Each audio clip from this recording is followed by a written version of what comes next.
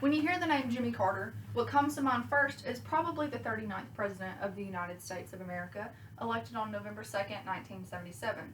He was also America's first Southern President in the United States, as well as an American politician, human rights activist, and Nobel Peace Prize recipient.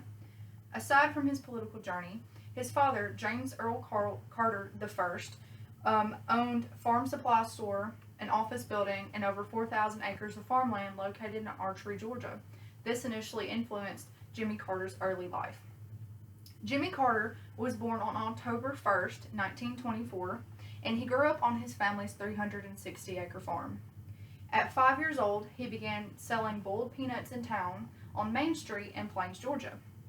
And by the age of 10 years old, he began stacking and bringing in his family's produce from their gardens, as well as hot dogs and hamburgers, ice cream cones, and of course boiled peanuts, which he would sell for at 5 cents. And like I said, he would do this every Saturday on Main Street in Plains. And around the time of 9 years old, which was 1933, the price for 1 pound of peanuts was actually only 1 cent, and that was absolutely terrible considering the amount of time it takes to harvest peanuts and how difficult it is to do this process. And just at the early age of 13 years old, Jimmy Carter actually had saved up enough money from selling those food items in town that he was able to purchase 5 houses in Plains, Georgia during the Great Depression. And what he did with these houses is he rented them out to families in need, the poorer families during the Great Depression who couldn't afford to rent out houses during that time. And Jimmy Carter recalls during his childhood his mother holding pound parties, and in these pound parties, any attendees would bring 1 pound of refreshments, and this allowed families in need to also obtain those resources that they otherwise would not be able to get, because this was during the Great Depression.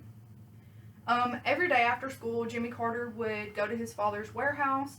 He learned how to operate tractors, and he drove tractors, and he learned how to operate fertilizer spreading trucks. His main responsibilities at the warehouse, however, was to re-clean and dry the peanuts during harvest seasons, and he would also tag and deliver certified peanut seed.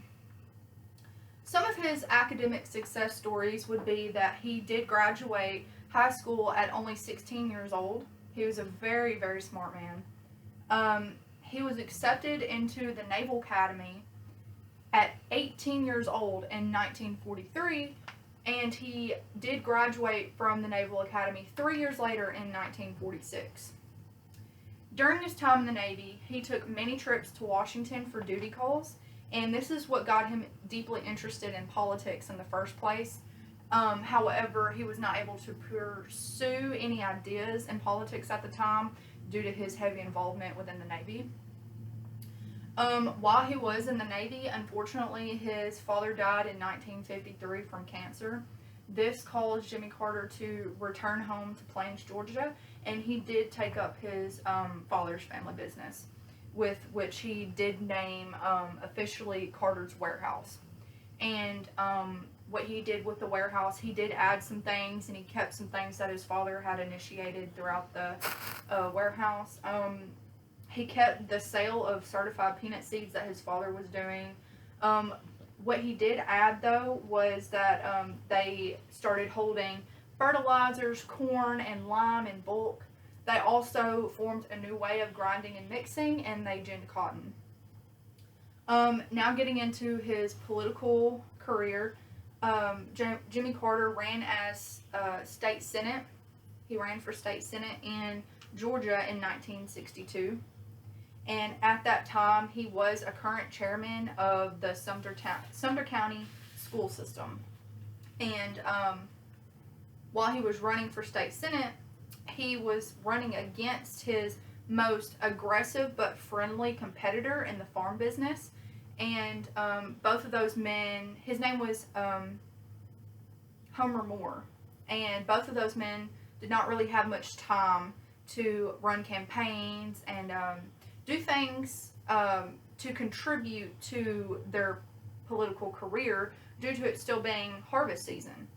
So what Jimmy did, he ended up leaving the warehouse business in the hands of his brother Billy Carter. And while Billy Carter was running the business, he ended up taking out a $31 million loan, and that followed by 3 years of drought. So you can imagine what that did to the business. What also happened was after he ran for state senate, he began diving deeper into his political career by running for governor of Georgia, and he was governor of Georgia in 1970. He then became the next president of the United States in 1977, and when he became president, he definitely did not have enough time to invest in his warehouse and his farm business anymore, so he did put that in a blind trust with an Atlanta law firm.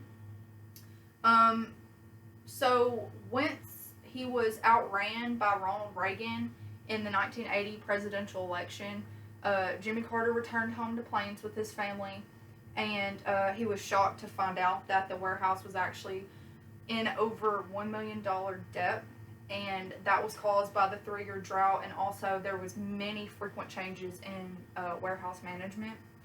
The warehouse was listed for sale, and it did sell for $1.2 million to an Illinois feed supply company in March of 1981. After they sold their business, they still had debt to cover. So what him and his wife Rosalind Carter did, they began writing books together and separately to cover their debt. And what they've done with the remaining farmland that they owned in Webster and Sumter County, they have turned those into a home for wildlife, a home for a certified tree farm, and he has also used that space for many types of recreation.